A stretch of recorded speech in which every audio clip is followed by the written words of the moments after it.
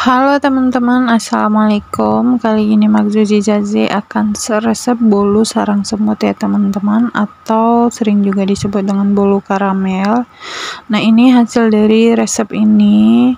Seratnya itu bagus banget ya teman-teman. Seratnya itu nyampe ke atas, jadi nggak di bagian bawah doang atau sampai pertengahan doang, tapi nyampe ke atas permukaan bolu itu masih berserat ya teman-teman. Langsung saja kita ke cara pembuatannya. Ini yang pertama-tama gulanya kita bikin jadi karamel dulu. Ini 250 gram gula.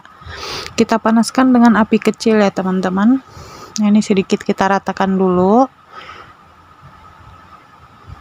Lalu didiemin aja sampai muncul karamel di pinggiran wajan gitu.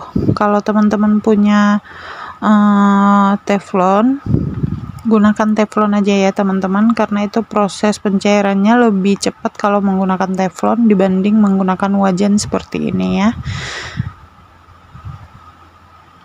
Nah, ini kita tunggu sampai ada karamel di pinggirannya ya. Nah, seperti ini teman-teman. Kalau karamelnya itu udah muncul di pinggiran, sudah ada yang mencair begini, ini saya sarankan diaduk-aduk sih, karena kalau nggak diaduk dia berbuih ya teman-teman. Terus kadang-kadang buihnya itu mengering di pinggirannya. Nah, si buih yang mengering ini ketika kita sudah campurkan dengan air panas, nantinya dia akan larut juga di dalam air panasnya, dan itu mengakibatkan si karamelnya hasilnya jadi pahit ya teman-teman. Jadi saya sarankan ini untuk karamelnya yang sudah mencair di pinggiran seperti ini kita aduk-aduk biar jangan sampai ada buih yang mengering ya teman-teman. Nah, untuk teman-teman yang baru pertama kali bikin karamel ya, jangan heran ya teman-teman kalau prosesnya itu emang lama, dan jangan tertarik juga untuk ngegedein apinya supaya cepet gitu. Nanti kalau apinya digedein, biasanya karamelnya itu mendidih dan ada yang kering-kering gitu. Nah, itu bikin si karamelnya itu pahit. Jadi sabar aja ya teman-teman, kita tungguin, kita panaskan dengan api kecil saja sampai dia benar-benar menjadi karamel. Nah, ini di pinggir-pinggir seperti ini bisa mengering kalau nggak diaduk. Nah, kalau itu mengering kan gosong ya teman-teman, itu yang bikin karamelnya pahit ya.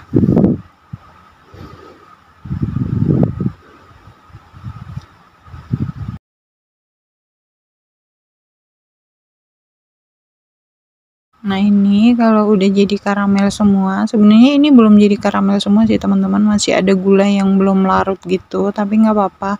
Ini sudah saya campurkan air panas sedikit-sedikit dulu nuangnya ya teman-teman, jangan langsung sekaligus, karena kalau sekaligus dia kadang-kadang meluap ya, berbuih kayak gini terus meluap. Nah, ini perlahan aja kita aduk supaya si gulanya, si karamelnya yang mengeras saat disiram itu bisa larut lagi ke dalam air. Nah, kayak gini biasanya dia akan mengeras lagi ya teman-teman. Si karamelnya yang tadi udah cair itu dia biasanya mengeras lagi. Jadi kita masak lagi tetap pakai api kecil ya teman-teman, sampai dia larut di air. Nah, kayak gini ini tuh udah mulai larut ya. Nah, kalau si gulanya ini udah larut di dalam air panasnya, kita bisa matiin apinya ya teman-teman, lalu kita dinginkan ya.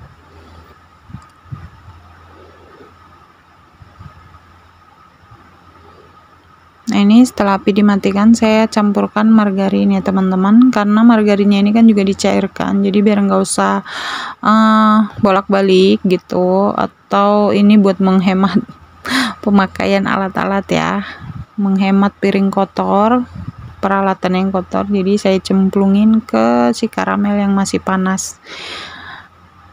Langkah selanjutnya kita akan memixer telur, susu kental manis, dan vanili ya teman-teman.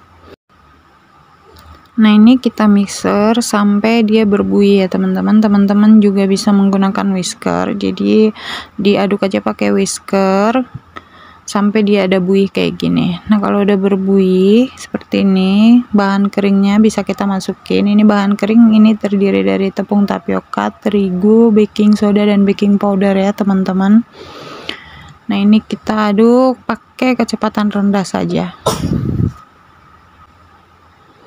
Nah, ini mixernya diusahakan searah ya teman-teman. Jadi kalau di awal nge-mixer itu teman-teman udah ngaduknya ke sebelah kiri ya, sampai akhir itu kita ngaduknya ke sebelah kiri. Jadi jangan diobok-obok bolak-balik gitu ya teman-teman. Nah, seperti ini kan searah ya. Saya muter mixernya. Karena konon katanya ini mempengaruhi sarang dari si bulu sarang semut ya teman-teman.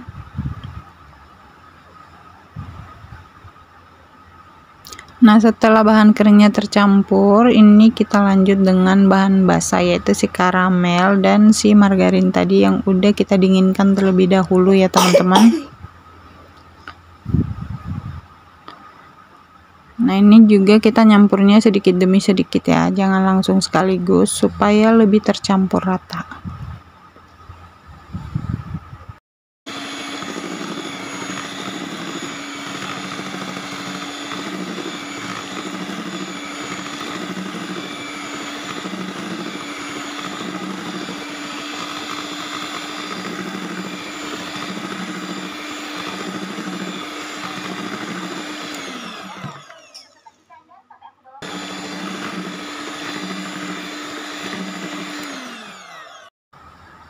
Nah, ini semua bahan-bahan cairnya sudah masuk, bahan kering juga sudah masuk. Ini saya sisir dulu pinggirannya karena masih ada tepung-tepung yang tertinggal ya di pinggiran wadahnya ya teman-teman. Nah, untuk wajannya teman-teman bisa pakai wajan kayak gini, atau bisa pakai teflon, atau bisa pakai kukusan ya teman-teman. Kita menggunakan api kecil, ini kita panasin dulu wajannya sebelum digunakan. Nah, untuk adonannya kalau bisa disaring dulu ya teman-teman supaya teksturnya itu lebih halus ya. Karena kadang walaupun sudah terlihat rata gitu, sudah kita mixer, tapi tetap aja ada kayak gitu tuh di saringan ada putih-putih gitu ya teman-teman. Kalau nggak mau disaring juga nggak apa-apa sih, nggak terlalu ngaruh ya. Nah, sebelum kita gunakan kita cek dulu wajannya ya sudah panas atau belum dengan cara meneteskan air. Nah, kalau udah langsung hilang itu tandanya wajannya udah siap digunakan karena sudah panas ya teman-teman. Lalu kita masukkan loyang yang berisi adonan, lalu kita diamkan hingga dia berbuih. Biasanya itu sampai 30 menit atau 35 menit sudah berbuih ya teman-teman, tapi tergantung alat-alat yang kita gunakan juga ya. Kadang dia terlalu tebal jadi lama berbuihnya, jadi kita tungguin aja sampai dia berbuih. Kalau sudah berbuih dan muncul bolong-bolong gitu di atas permukaannya, baru kita tutup hingga dia mengering ya teman-teman. Nah, seperti ini. Nah, ini sudah bolong-bolong di atasnya dan ini sudah mengering. Lalu apinya kita matikan, lalu kita tutup kembali sampai dia hangat. Nah, ini kondisinya hangat. Saya sisir dulu pinggirannya supaya lebih gampang dikeluarinya ya teman-teman. Ini kelihatan basah atasnya, tapi ini udah nggak lengket ya teman-teman. Jadi pas kita pegang itu udah nggak nempel di tangan gitu. Nah, ini setelah saya keluarkan dari adonan, dari loyang maksud saya, ini akan saya potong supaya kelihatan hasil seratnya seperti apa ya teman-teman. Ini usahakan motongnya setelah dingin ya teman-teman, supaya seratnya itu lebih bagus. Karena kalau dia masih panas, kita potong biasanya pisaunya akan nempel-nempel di kuenya ya. Jadi seratnya itu kayak jelek gitulah. Nah, ini dia hasilnya teman-teman. Aduh, cakep banget ya teman-teman. Serat-seratnya itu lurus dan nyampe ke atas. Nah, ini saya coba potong bagian atasnya ya supaya lebih kelihatan seratnya.